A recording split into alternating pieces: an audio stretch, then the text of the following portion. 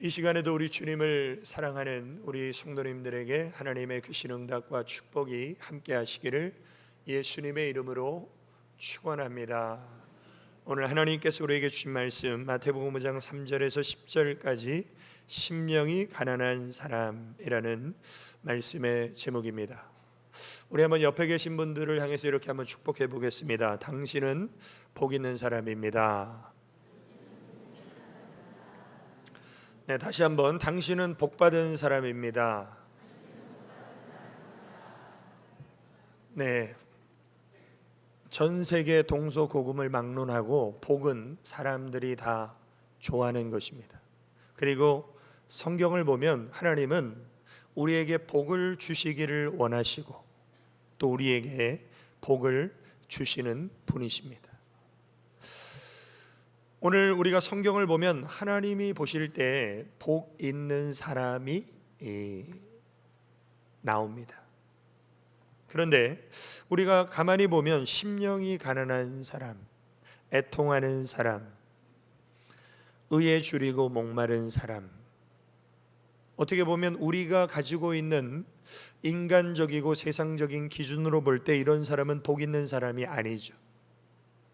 그럼 여기서 우리가 깨달아야 될 것이 있습니다. 그것은 바로 세상이 말하는 복의 기준, 특별히 물질에 국한되어 있는 그 기준과 하나님이 말씀하시는 복의 기준은 굉장히 다르구나. 그러면 우리는 어떤 사람들입니까? 예수 그리스도를 구주로 영접하고 구원받은 하나님의 자녀로서 우리가 믿음으로 사는 사람이라면 우리는 세상이 말하는 복의 기준을 가지고 살아야 되는가? 아니면 하나님이 말씀하시는 복의 기준을 가지고 살아야 되는가? 우리는 이 두 갈림길에서 반드시 하나를 선택해야 된다면 우리는 하나님이 말씀하시는 기준에 합당한 복 있는 사람이 되어져야 됩니다. 그러면 오늘 이 팔복 중에 첫 번째로 하나님이 복 있는 사람은 어떤 사람이라고 말씀하십니까? 3절에 보면 심령이 가난한 자는 복이 있나니. 자, 이 팔복에 대한 우리 예수님의 산상수훈이 누가복음에도 나와 있어요. 근데 누가복음에서는 이 팔복 8가지가 다 나오지 않고 몇 가지가 나오는데 그 중에 첫 번째로 나오는 것이 바로 가난한 자는 복이 있나니. 그러니까 우리가 누가복음만 놓고 보면 아니 가난한 사람이 복이 있으면 부자는 복이 없는 건가 이렇게 오해할 수 있는데 이 마태복음 5장 3절은 분명하게 그 가난이 어떤 것인가를 가르쳐 주시는데 그것은 바로 심령이 가난한 사람. 그러니까 누가복음이나 마태복음이나 우리 예수님이 산상수훈에서 첫 번째로 복 있는 사람을 언급하실 때 그 사람은 바로 심령이 가난한 사람이다. 그러면 심령이 가난한 사람은 어떤 사람인가? 어떻게 사는 것이 심령이 가난한 삶인가? 우리가 그것을 아는 것이 중요하겠죠. 자, 첫 번째로 심령이 가난한 사람은 하나님만을 의지하는 겸손한 사람입니다. 자, 어떤 사람의 믿음이 성숙하다라는 것을 확인하는 기준이 있습니다.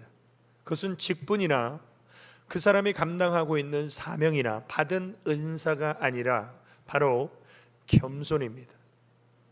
그 사람이 얼마나 겸손한가는 그 사람의 신앙을 대변해 주는 것입니다.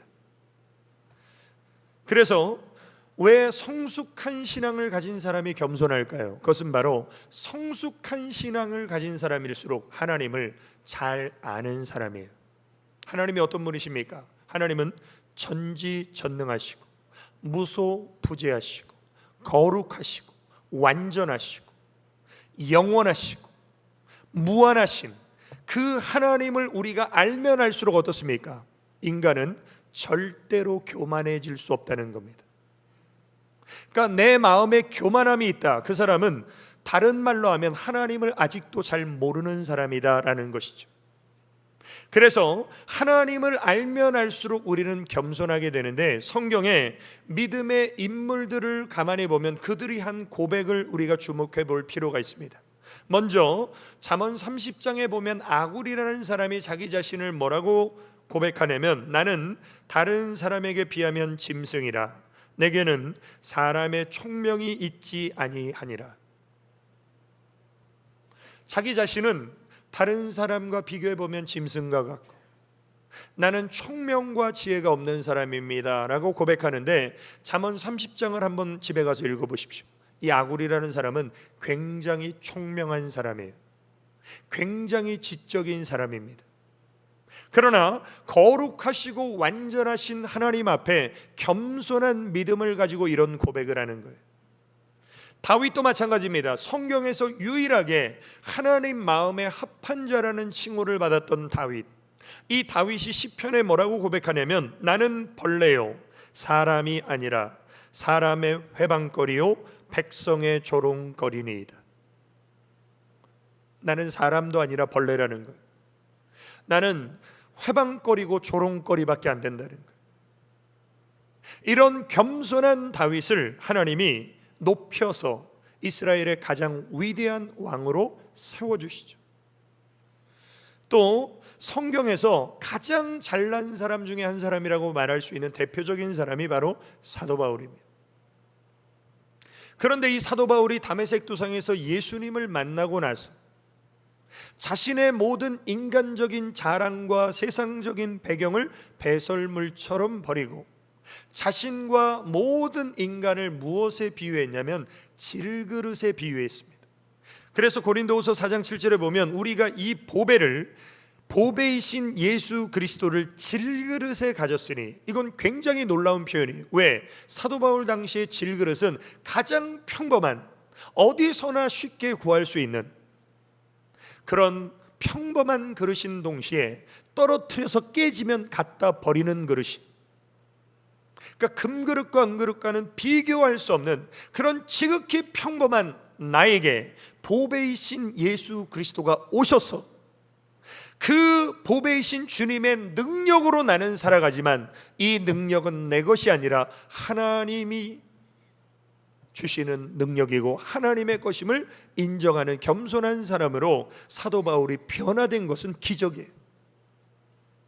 그래서 우리가 하나님을 알면 알수록, 신앙생활을 하면 할수록 겸손해지는 분들은 신앙이 잘하는 분들입니다. 그리고 이 사도 바울은 세상적으로도 엘리트고 대단한 사람이었지만 영적으로도 하나님 주시는 은사와 능력과 계시가 엄청났던 사람이죠. 그래서 사도행전에 보면 사도 바울의 손수건이나 앞치마를 병든 사람이 만지면 병이 떠나가요. 이런 놀라운 능력을 행했던 사도 바울에게 한 가지 핸디캡이 있었는데, 그것이 뭐냐면 자기 육체에 가시가 있었어요. 이 가시가 어떤 질병인가 성경에 정확하게 나와 있지 않지만, 자기 자신이나 다른 사람들이 볼 때 어떻게 하나님의 사도가 저런 병이 있을까 할 정도의, 그 가시를 뽑아달라고 3번이나 간절히 주님께 기도드렸습니다. 그런데 하나님의 음성이 들려오기를, 내 은혜가 내게 족하도다. 그 음성의 의미가 무엇입니까? 너에게 가시가 꼽혀 있는 것이, 그것이 하나님 은혜라는 거예요. 너는 가시가 뽑아지기를 원하지만 그 가시를 너는 꼽고 사는 것이 은혜란다. 얼마나 기분 나쁘겠습니까? 간절히 3번이나 기도드렸는데 하나님이 넌 가시를 평생 꼽고 살아. 그런데 이 주님의 음성 속에 사도 바울이 하나님의 진리를 깨닫게 돼. 그리고 가시는 여전히 꼽혀 있는데 사도 바울의 생각과 태도가 바뀌어지게 됩니다. 그래서 이런 고백을 하죠. 나의 여러 약한 것들에 대하여 우리는 숨기죠. 우리의 강점만, 장점만 우리는 자랑하죠. 그런데 사도 바울은 약한 것들을 자랑하는 인생으로 바뀌어집니다. 이유가 뭐냐면 이는 그리스도의 능력으로 내게 머물게 하려 함이라. 무슨 말입니까? 내가 강하고 잘난 사람들은요, 그리스도의 능력 필요 없어요. 내가 하면 돼. 그러나 나의 약함을 깨달은 사람은 어떻습니까? 그리스도의 능력이 아니면 살 수 없는 거예요. 그래서 그러므로 내가 그리스도를 위하여 약한 것들과 능욕과 궁핍과 핍박과 곤란을 우리는 불편해하는데 사도 바울은 기뻐하노니 이는 내가 약할 그때 곧 하나님은 강함이니라. 바로 이 사람이 심령이 가난한 사람이에요. 내가 약해야만 주님이 강하신 거예요. 내가 부족해야만 완전하신 하나님을 찾게 되는 거예요. 그래서 우리의 연약함과 부족함과 무지함을 깨달을수록 어떻습니까? 우리는 하나님의 충만한 은혜를 힘입어 살아갈 수가 있죠.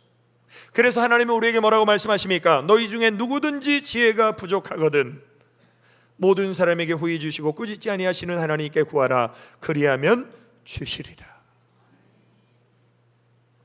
우리가 우리의 부족함을 알게 될 때 그 부족함을 다른 사람한테 얘기하면 그 사람이 우리를 무시할 수 있어요. 넌 그런 것도 못해? 우리에게 상처를 줄 수 있어요. 그리고 부족함을 말해봤자 그 사람이 채워줄 능력이 안 돼. 그런데 하나님은 우리의 부족함을 고백하면 우리를 꾸짖지 아니하시고 무시하지 않으시고 후히 주시고 우리의 부족을 채워주시는 그 하나님을 향한 겸손한 믿음을 유지하시길 주의 이름으로 축원합니다. 사울왕 같은 사람도 한때는 겸손했죠. 근데 나중에 하나님이 높여주시고 하나님이 많은 것을 주시니까 교만해졌죠. 이게 인간이에요. 그래서 하나님의 원칙이 있습니다. 야고보서 4장 6절에 보면 하나님이 교만한 자를 물리치시고 겸손한 자에게 은혜를 주신다 하였느니라. 심령이 가난하여 겸손히 하나님을 의지하고 의뢰하는 사람에게는 하나님의 은혜가 계속되는 거예요. 그러나 교만하여 머리를 들고 어깨에 힘주고 다닐수록 그 사람은 하나님으로부터 멀어지는 인생이 된다. 그러면 하나님 앞에 겸손한 믿음을 가지고 하나님의 은혜를 주시는 그 사람이 어떤 복을 받게 됩니까? 예레미야 17장 7절에 보면 그러나 무릇 여호와를 의지하며 여호와를 의뢰하는 그 사람은 복을 받을 것이라. 어떤 복을 받습니까? 그는 물가에 심기운 나무와 같은 복을 받는데 물가에 심기운 나무가 왜 복된 나무인가? 그 뿌리를 강변에 뻗치고 있기에 더위가 올지라도 두려워 아니하며 그 잎이 청청하며 가무는 해에도 걱정이 없고. 더위나 가뭄은 우리 인생의 고난과 시련이죠. 우리 인생의 고난과 시련이 올 때 대부분의 사람들은 두려워하든지 걱정합니다. 그러나 생명의 근원 되신 우리 예수님께 믿음의 뿌리를 견고히 내린 사람은 더위가 와도 가뭄이 와도 걱정과 두려움이 없는 하나님의 평강을 누리게 되고 또한 하나님이 기뻐하시는 열매를 결실이 그치지 아니하는 복이 임하게 됩니다. 이것이 바로 하나님을 의지하고 의뢰하는 사람들이 받는 축복. 오늘 우리 모든 성도님들 연일 계속되는 무더위 속에서 막 열대야 속에 밤에도 잠을 깊이 못 이루시고 또 선풍기를 켰을 때는 좀 시원하다가 꺼지면 덥고 선풍기로도 안 되니까 에어컨을 틀어야 시원한데 에어컨은 또 전기세가 많이 나오고 그래서 이러지도 저러지도 못하고 밤을 이렇게 우리가 숙면을 취하지 못했다면 정말 내 인생의 모든 것을 하나님께 다 맡기고 하나님을 의뢰하는 믿음 속에 하나님이 주시는 참된 평안과 또 하나님이 기뻐하시는 열매를 맺는 심령이 가난한 사람 되시길 주의 이름으로 축원합니다. 그래서 우리가 사는 세상은 돈 많이 벌은 부자를 복 있다라고 말하지만 성경은 하나님을 의지하는 사람이 복이 있다라고 강조하십니다. 그래서 잠언 16장 20절에도 삼가 말씀에 주의하는 자는 좋은 것을 얻나니 여호와를 의지하는 자가 복이 있느니라. 오늘 우리 모든 성도님들 정말 심령이 가난한 사람이 되어서 겸손히 하나님만을 의뢰하고 의지함으로 하나님 보실 때 복 있는 사람 되시기를 주님의 이름으로 축원합니다. 두 번째로 심령이 가난한 사람은 하나님 안에서 참 만족을 누리는 사람입니다. 어떻게 보면 이 세상에서 가장 부자는 만족을 누리는 사람이에요. 야고보서 1장에 보면 죄의 근원에는 뭐가 있습니까? 인간의 욕심이 있어요. 욕심은 우리를 죄짓게 만듭니다. 욕심은 모든 사람에게 있어요. 그래서 그리스도 예수의 사람이라면 정욕과 욕심을 십자가에 못 박아야 된다라고 분명히 하나님 말씀하십니다. 이 세상에 어떤 사람도 자신의 욕심을 다 채울 수 없습니다. 그래서 욕심대로 사는 인간에게 나타나는 특징이 뭐냐면 불평이에요. 왜냐하면 욕심이 채워지지 않기 때문에. 예를 들면 다른 사람이 볼 때 평생 먹고 놀아도 다 못 쓰고 남을 돈이 있는 사람, 예를 들면 100억이 있는 사람이 있다고 보십시오. 100억 정도 가지면 평생 먹고 놀아도 다 못 쓸 겁니다. 아주 막 이상한 행동을 하지 않는 이상. 그런데 그런 100억 이상 가진 사람들이 난 내 인생 만족합니다, 충분합니다, 이런 분 보셨나요? 1000억을 가진 사람도, 1조를 가진 사람도요, 더 가지려고 혈안이 돼 있죠. 왜? 욕심은 채워지지 않기 때문에. 그래서 오늘 우리 크리스찬들이 심령이 가난한 사람이 되어야 된다는 것은 무슨 말이냐면 내 안에 있는 욕심을 내려놓고 하나님 안에서 자족하는 삶을 사는 것, 바로 그 사람이 심령이 가난한 사람이에요. 분명한 사실은 하나님은 우리가 기도하면 응답하시고 역사하시지만 정욕과 욕심으로 기도하는 사람은요, 하나님 앞에 국물도 없어요. 왜? 하나님은 우리의 욕심을 채워주시는 분이 아니라 하나님은 우리의 필요를 채워주시는 분이시기 때문에. 그래서 물질 만능주의 시대를 살아가는 우리 현대 크리스천들에게 필요한 영성의 기도가 있습니다. 그 기도가 아까 나는 사람이 아니라 짐승이라고 말했던 그 아굴이라는 사람의 기도인데, 잠언 30장 8절에 보면 아굴이 이렇게 기도했습니다. 나로 가난하게도 마옵시고 부하게도 마옵시고 오직 필요한 양식으로 내게 먹이시옵소서. 이런 기도 드려보셨나요? 오늘 우리 현대인들에게는 별로 매력적이지 않은 기도입니다. 그런데 놀라운 사실은 우리 예수님의 기도도 이 기도와 동일한 맥을 갖고 있죠. 오늘날 우리에게 일용할 양식을 주옵시고. 일용할 양식은 필요한 양식. 그러면 어떻게 아굴이라는 사람은 이런 기도를 드렸을까? 우리는 이런 기도는 드릴 수 있어요. 나를 가난하게는 마옵시고 그러나 축복하셔서 부하게 하옵소서. 이런 기도는 얼마든지 드릴 수 있는데 어떻게 가난하게도 마옵시고는 괜찮은데 부하게도 마옵시고라는 기도를 드릴 수 있을까? 물론 하나님이 내게 주신 비전과 사명을 위해서 하나님이 주시는 복을 구하는 기도 괜찮습니다.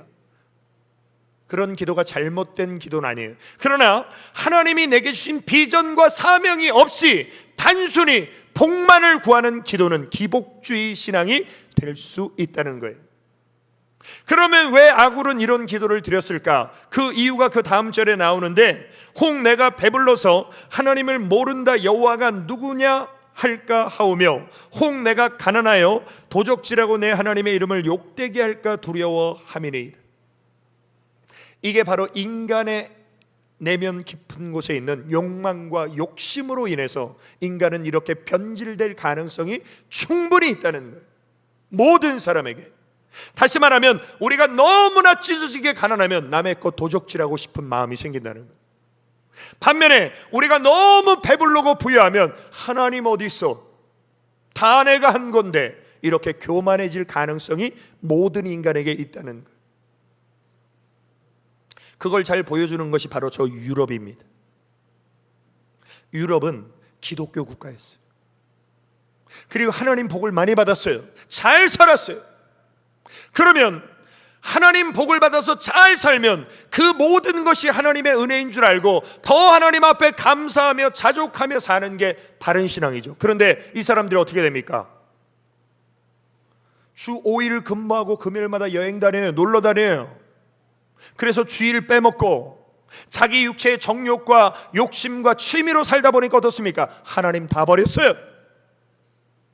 그래서 지금 유럽교회는, 그 역사와 전통을 자랑하는 유럽교회는 박물관과 술집으로 바뀌어버리고, 명맥을 유지하는 몇몇 교회들은 머리 하얀 할머니 할아버지 몇십 명밖에 예배 안 드립니다. 향후 5년 10년 후에 다 문 닫을 교회들이 돼버렸어요. 그게 하나님의 축복에 대한 인간의 배신적인 반응이라는 거예요. 특별히 예수님께서는 가난한 사람보다 부자에 대해서 더 많은 경고를 하셨습니다. 누가복음 18장 25절에 보면 약대가 바늘기로 들어가는 것이 부자가 하나님의 나라에 들어가는 것보다 쉬우니라. 요즘에는 바느질을 많이 안 하시겠지만 이 바늘 구멍에 실을 넣는 것도요 40대 이후가 되면 어렵습니다. 이게 잘 안 들어가요, 실도. 그런데 낙타가 바늘기로 들어갈 수 있습니까? 불가능한 일이에요. 근데 그거보다 더 불가능한 일이 부자가 천국 가는 거다. 여기서 그러면 나는 지금 부자인데 천국 못 가는 건가 이렇게 생각하지 마시고, 하나님을 만나서 믿음을 갖게 되고 하나님 복으로 부자 된 거는 굉장히 복된 겁니다. 그러나 하나님 만나기 전에 부자인 사람들, 이 사람들이 하나님 만나기가 거의 불가능하다는 겁니다. 천국 가기가 거의 불가능하다는 거예요. 왜? 그것은 바로 부자는 하나님보다 물질을 더 의지해요. 부자는 하나님보다 물질을 더 사랑해요. 부자는 하나님보다 물질을 더 숭배하기 때문입니다. 그래서 물질을 사랑하는 사람에게 하나님은 성경 곳곳에서 경고하시는데, 디모데전서 6장 10절에 보면 돈을 사랑함이 일만 악의 뿌리가 되나니 이것을 사모하는 자들이 미혹을 받아 믿음에서 떠나 많은 근심으로써 자기를 찔렀도다. 부자가 되려고 하는 욕망은 반드시 죄의 미혹을 받게 되고 믿음의 길에서 가룟 유다처럼 떠나게 되고 수많은 근심의 칼들이 자기 영혼을 찌르게 되는, 그래서 1만 가지 죄악의 뿌리는 물질을 사랑하는 마음이다. 그래서 삽디의 아들 아간이 여리고 성의 승리에 물질에 대한 욕망으로 금덩이 은덩이를 숨기는 바람에 결국은 아골 골짜기에서 돌무더기에 깔려 죽지 않습니까? 가룟 유다가 은 30의 물질의 욕심으로 인해서 예수님을 팔아먹고 자살하는 비참한 인생이 되지 않았습니까? 사도행전 5장의 아나니아와 삽비라가 자기 재산을 다 팔아서 하나님 앞에 드리겠다고 하다가 일부를 감춰놓고 거짓말하다가 그 자리에서 즉사하지 않았습니까? 이 세 사람들이 다 어떤 사람들이에요? 물질을 사랑하는 것 때문에 패가 망신한 사람들이에요. 사실 내가 부자인가 가난한가는 절대적인 것이 아니라 상대적인 거예요. 그래서 부자나 가난한 사람이나 이거는요 상대적인 것이기 때문에 돈은 같이 중립적입니다. 내가 나보다 가난한 사람들과 비교해보면 난 부자예요. 나보다 돈 많은 사람들과 비교해보면 난 가난한 사람이에요. 결국 하나님은 부자냐 가난한 사람이냐 이게 중요한 것이 아니라 내 삶에 참된 만족을 누리며 살고 있냐, 이게 하나님 보실 땐 중요한 거예요. 그런데 분명한 사실은 돈에는 인생의 만족과 행복이 결정되지 않는다는 거예요. 그런데 우리가 사는 이 세상의 광고나 드라마나 영화나 매스컴은 계속해서 한결같이 우리에게 어떤 메시지를 보내냐면 돈이 있어야 행복해, 부자가 돼야 만족한 인생을 살 수 있어, 이런 메시지를 계속 보내다 보니까 우리는 하나님의 말씀보다 세상의 메시지를 자꾸 들으면서 그래 부자 돼야 행복한 거야, 그래 부자 돼야 인생이 만족한 거야. 그래서 돈을 사랑하는 삶으로 우리가 자꾸만 신앙이 변질돼 가고 있다는 거예요. 근데 우리 성도님들 그거 생각해 보셨습니까? 몇 천만 원짜리 수입 앤틱 침대에서 불면증에 잠 못 이루는 부자들, 우울증으로 인생의 고통 속에 사는 부자들이 상당히 많아요. 우리가 모를 뿐이지. 수천만 원짜리 고급 침대에서 불면증으로 잠 못 자는 게 낫습니까? 그냥 내 방바닥에서 욕 깔고 누우면 그냥 푹 자는 게 낫습니까? 오늘 사랑하는 성도 여러분, 정말로 인생의 만족이 이 세상의 물질에 있는 것이 아니라 우리 하나님 안에 있음을 꼭 깨달으시기를 주님의 이름으로 축원합니다. 그러면 정말 하나님 안에 만족이 있습니까? 있어요. 누굴 통해 알 수 있습니까? 구약에서는 다윗을 통해 알 수 있어요. 시편 23편 1절에 다윗이 이렇게 고백합니다. 여호와는 나의 목자시니 내가 부족함이 없으리로다.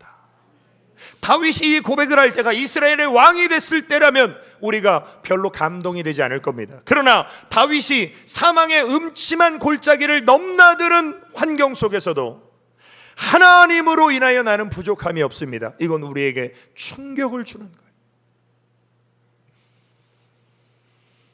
사도 바울도 마찬가지입니다. 사도 바울은 잘 사는 좋은 집안에 태어나서 태어날 때부터 로마의 시민권을 가지고 가말리엘의 문화에서 공부하는 수재였고 좋은 환경 속에서 있던 사람이에요. 그러나 예수님 만나고 복음 전하면서 춥고 헐벗고 매 맞고 돌에 맞고 창에 찔리고 얼마나 많은 고난을 받았습니까? 그럼에도 불구하고 사도 바울이 나의 나 된 것은 하나님의 은혜로 된 것입니다라는 고백을 하고 더 나아가서 이렇게 고백합니다. 내가 궁핍함으로 말하는 것이 아니라 어떠한 형편에든지 내가 자족하기를 배웠노니. 어떠한 형편에 있든지 사도 바울은 예수 그리스도 안에서 자족하고 만족하는 비결을 배웠다라고 고백해요. 사실 못 사는 사람이 잘 살면요 해피합니다. 그런데 사도 바울처럼 잘 살던 사람이 못 살면요 죽고 싶어요. 그런데 사도 바울은 나는 만족한다는 거예요. 왜? 예수님 안에 있기 때문에. 그래서 하나님은 우리에게 돈을 사랑하지 말고 주님 안에서의 만족을 누리라는 거예요. 그래서 히브리서 13장 5절에 보면 돈을 사랑치 말고 있는 바를 족한 줄로 알라. 그가 친히 말씀하시기를 내가 과연 너희를 버리지 아니하고 과연 너희를 떠나지 아니하리라. 이게 무슨 말씀입니까? 모든 사람에게 물질은요 있다가도 없고 없다가도 있는 거예요. 그런 말 있지 않습니까? 있다가도 없고 없다가도 있다. 우리가 물질을 사랑한다고 물질이 내게 오는 게 아니에요. 잠언에 보면 네가 어찌 허무한 것에 주목하느냐. 네가 물질에 주목하면 물질은 독수리처럼 날아갈 것이다. 다시 말하면 무엇입니까? 돈은 우리를 떠날 때가 있어요. 돈은 우리를 버릴 때가 있어요. 그래서 어떤 분이 신방가면 그런 고백을 하시더라고요. 목사님, 제가 예전에 잘 살았는데 그때 하나님 앞에 많이 드리고 헌금하고 충성할 것을 지금 내가 이렇게 가난해지고 어려워지다 보니까 내가 왜 그때 못했나를 후회합니다. 이런 분 계셨어요. 그건 뭡니까? 돈이 그분을 떠난 거예요. 버린 거예요. 그런데 하나님은 어떤 분이시라고요? 내가 과연 너희를 버리지 아니하고 과연 너희를 떠나지 아니하리라. 하나님은 우리를 안 떠났어요. 하나님은 우리를 안 버리세요. 그래서 하나님 안에 참된 만족이 있는 겁니다. 그래서 하나님은 우리에게 경건하게 살아라. 경건하게 사는 삶의 기준이 무엇입니까? 디모데전서 6장 7절에 보면 우리가 세상에 아무것도 가지고 온 것이 없음에 또한 아무것도 가지고 가지 못하리니. 인생은 공수래 공수거예요. 이 세상의 물질적인 보이는 모든 것은 이 땅에 사는 동안만 필요한 것. 그래서 우리가 먹을 것과 입을 것이 있은즉 족한 줄로 알 것이니라. 이게 바로 경건의 큰 이익이 되는 거예요. 사실 우리가 사는 세상에 먹을 것과 입을 것만 가지고 어떻게 만족하며 살 수 있겠습니까? 그러나 나보다 더 어려운 사람들을 생각해 보십시오. 우리는 굉장히 쉬운 비교 대상이 있죠. 저 북한만, 차 타고 몇 시간만 가도 우리는 북한을 갈 수 있는데 저 북한은 어떻습니까? 지금도 먹을 게 없어서 굶주려서 기아 상태로 죽어가는, 같은 한 민족인데 우리는 배불러서 다이어트 해야 되는데 저쪽은 먹을 게 없어서 굶어 죽어요.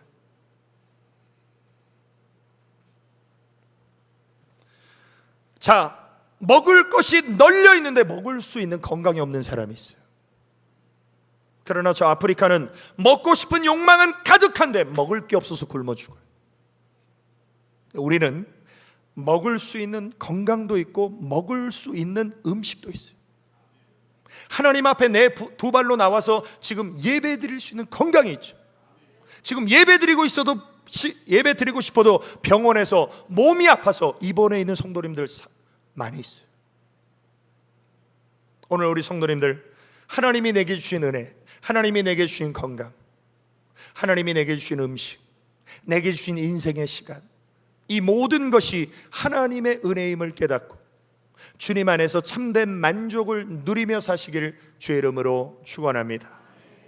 결론입니다. 심령이 가난한 사람은 하늘의 영원한 소망을 품은 사람입니다. 자, 심령이 가난한 사람에게 하나님이 주시는 축복이 무엇입니까? 천국이에요. 오늘 보면 3절에 보면 심령이 가난한 자는 복이 있나니 천국이 저희 것이며. 우리가 이 땅을 사는 동안에는 우리는 어느 곳에서나 살 수 있습니다.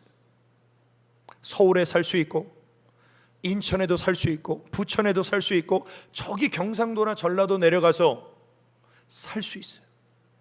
아니면 저 호주나 캐나다로 이민 갈 수도 있죠. 준비만 하면.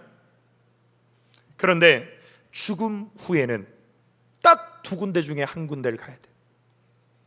영원한 천국에 가든지 아니면 영원한 지옥에 가든지. 그런데 그 결과는 극과 극이죠. 천국은 영영한 희락의 띠를 띠고 살지만 지옥은 영원한 고통을, 영원히 죽을 수 없는 것이 둘째 사망. 지옥은 불이 꺼지지 않아요. 그 타는 듯한 고통 속에 물 한 방울이 없어. 죽고 싶어서 아무리 죽으려고 해도 죽지 않아요. 왜냐하면 고통을 영원히 느끼는 것이 둘째 사망이기 때문에. 그래서 마가복음 9장 48절에 보면 지옥은 구더기도 죽지 않고 불도 꺼지지 아니하느니라. 영원히 꺼지지 않는 지옥불의 고통을 구더기와 함께 느끼며 고통받는 것이 지옥이라는. 그러면 우리가 이 땅에서 어떤 삶을 살았느냐에 따라서 우리의 영원한 종착지가 결정된다면 우리는 이 땅의 짧은 인생의 목숨을 걸어야 됩니까? 아니면 앞으로 가야 될 하나님의 나라를 소망하며 살아야 됩니까? 심령이 가난한 사람은 비록 이 땅에서 부유하거나 굉장히 세상적인 성공을 이루지 못했을지라도 하나님의 나라 영원한 천국을 소망하며 오늘을 믿음으로 사는 사람입니다. 그리고 그것이 왜 우리 인생에 중요한가? 고린도후서 4장 18절에 보면 우리의 돌아보는 것은 보이는 것이 아니에요. 세상 사람은 보이는 것만 보며 살아갑니다. 그러나 믿음으로 사는 사람은 보이지 않는 것을 돌아봐야 되는데, 왜? 보이는 것은 잠깐이요 보이지 않는 것은 영원함이니라. 세상은 잘 보여요. 내 육체는 잘 보여요, 거울 보면. 그러나 하나님 나라는 잘 안 보여요. 내 영혼은 잘 안 보입니다. 그러나 보이는 세상과 육체는 잠깐이지만 보이지 않는 영혼과 천국은 영원한 것이죠. 믿음 생활이란 보이지 않지만 영원한 것을 바라보며 믿음으로 사는 것이죠. 죽음이 무엇입니까? 보이는 것만 추구하는 사람에게는 자신이 가진 모든 것을 잃어버리는 인생 파산 선고고 절망이 죽음이에요. 그러나 영원한 하나님의 나라를 소망하는 사람들에게 죽음이 무엇입니까? 천국으로 이사가는 것. 그래서 우리가 장례 예배를 드릴 때 마지막 발인 예배를 뭐라고 합니까? 천국 환송 예배라고 하죠. 이 성도님이, 이 집사님이, 이 권사님이 이 땅에서 믿음으로 하나님 잘 섬기며 살았으니 이제 하나님 나라 천국으로 환송해 드립니다. 이게 믿는 사람에게 죽음의 의미예요. 우리가 죽음에 대해서 회피하고 부정할지라도 우리는 다 죽게 돼 있어요. 그럼 죽음 후에 어디로 가야 되는가? 심령이 가난한 사람은 하늘의 소망이 있기 때문에 고린도후서 5장 1절에 보면 만일 땅에 있는 우리의 육체라는 장막집이 죽음으로 무너지면 끝이 아니라 하나님께서 지으신 집, 곧 손으로 지은 것이 아니요 하늘에 있는 영원한 집이 우리에게 있는 줄 아나니. 하늘의 영원한 하우스의 집이 내게 있다는 걸 아는 사람은 심령이 가난한 사람이에요. 그러나 죽어봐야 아는 거 아니야? 하늘의 영원한 집이 불확실한 분은 아직도 보이는 것을 집착하며 사는 인생이라는 거예요. 과연 우리 성도님들은 지금 어느 쪽에 서 있습니까? 인생이 죽을 줄 모르고 그냥 열심히 돈만 벌고 살아가죠. 그러나 어느 인생의 경점에 하나님은 우리를 부르실 거예요. 우리는 하늘에 있는 영원한 본향집, 천국집을 찾아가는 순례자. 내일 일을 자랑할 수 없는 인간이라면 오늘 우리에게 주어진 확실한 시간은 바로 오늘 지금 현재. 이 시간을 어떻게 살아야 됩니까? 하나님 나라 갈 준비 잘하고 살아야 돼요.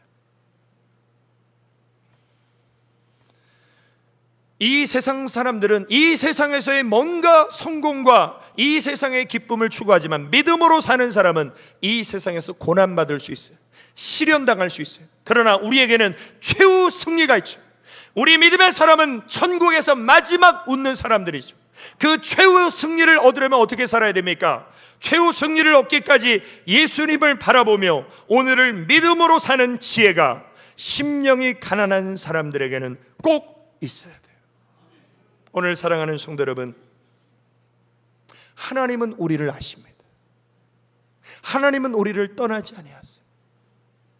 정말 하나님 앞에 겸손한 믿음을 가지고 하나님만을 의뢰하고 의지함으로 그 하나님 안에 참된 만족을 누리며 하나님 나라의 영원한 소망을 가지고 오늘을 믿음으로 사는 최후의 승리자가 되시기를 예수님의 이름으로 축원합니다.